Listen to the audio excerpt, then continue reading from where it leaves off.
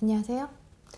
이제 2월도 거의 이제 마지막 주에 접어들면서 아이들이 봄방학이 끝나가고 있거든요. 이맘때쯤이면 학원을 보내시는 분들도 고민을 하고 계시고, 학원을 안 보내시는 분들도 새학기 교재는 어떤 걸 써야 될까 염려가 되실 것 같아서 제가 그것들을 좀 나누어서 정리를 해보려고 합니다.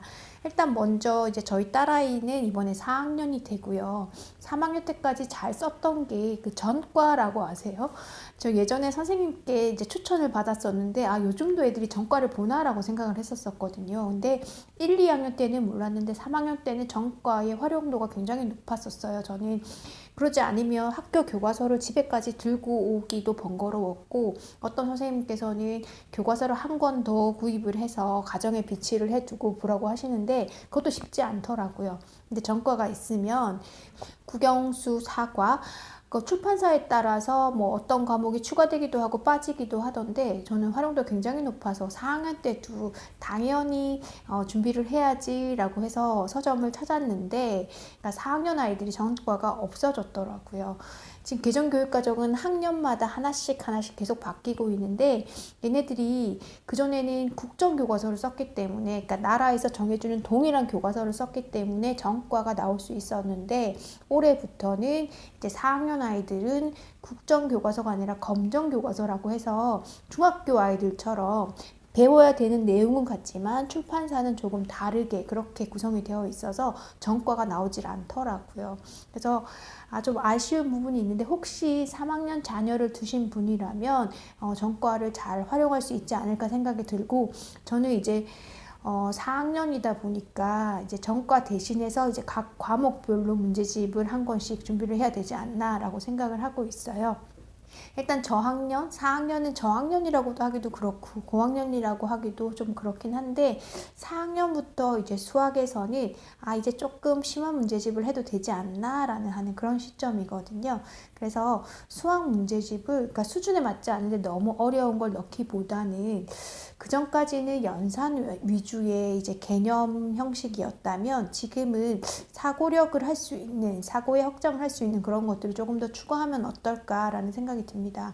많은 양을 풀기보다는 부모님들께서 그렇게 생각하고 있어요. 문해력이라고 해서 국어, 언어 능력이 뛰어나면 수학도 잘할 것이다 라고 하시겠지만, 이게 100%는 아니더라고요.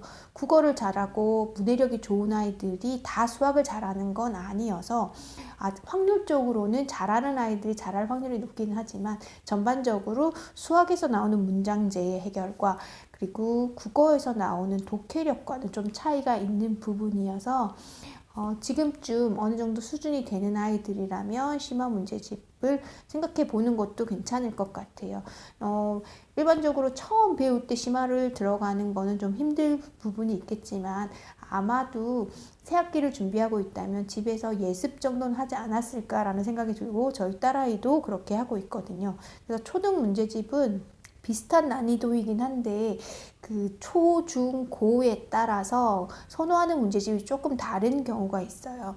중등 같은 경우에는 센 수학이라고 해서 거의 국민 문제집이라고 불릴 만큼 많은 학생들이 풀고 있는데, 초등 과정에서 센은 저는 개인적으로 좀 별로더라고요. 문제량이 너무 많고 아이들이 그 수준을 다 넘나들기가 힘든 것 같아요. A단계, B단계, C단계까지 감당하기가 좀 어려울 것 같고, 그래서 처음 보는 친구들이라면 센 말고 다른 좋은 교재들이 있으니까 그렇게 한번 준비를 해보시고, 두 번째 보는 친구들은 센이 나쁘지는 않지만 그냥 이게 심화 교재도 아니고 응용 교재도 아닌, 그게 얼버무려져 이렇게 같이 어우러져 있어서 효과적으로 사용하기는 조금 어려운 수 있겠다라는 생각이 들더라고요. 그래서 저는 개인적으로 최상위나 최상위 S 같은 교재를 좋아하긴 하는데, 아이들이 그 정도 수준이 안 된다면 한번 고민을 해보시고, 문제집 어떤 거 풀어야 돼요? 라고 많이들 여쭤보시는데 별 다른 거 없고요. 출판사에 따라서 조금 다른 유형이 있기는 하지만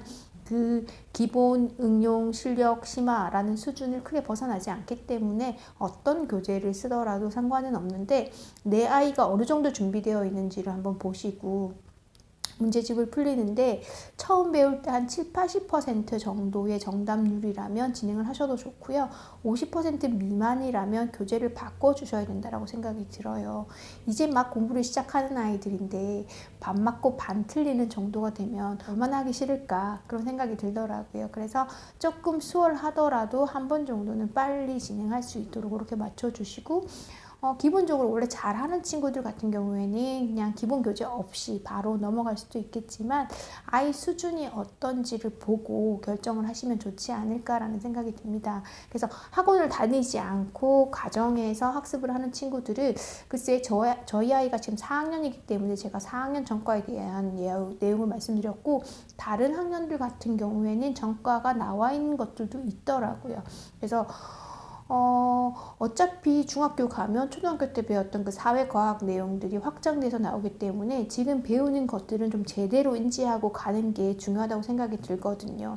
근데 엄마가 매번 교과서를 가지고 확인해 주는 건 쉽지 않을 것 같아서 초등학생들은 전과를 잘 활용하면 좋겠다라는 말씀을 드리고 싶었고 이게 교과서의 연장일 뿐만 아니라 문제집으로서도 활용도가 높아서 다른 출판사의 것들을 각각 과목별로 준비를 하는 것보다는 이 하나의 전과로 준비를 하는 것도 괜찮을 것 같아요. 가성비 정말 좋고요.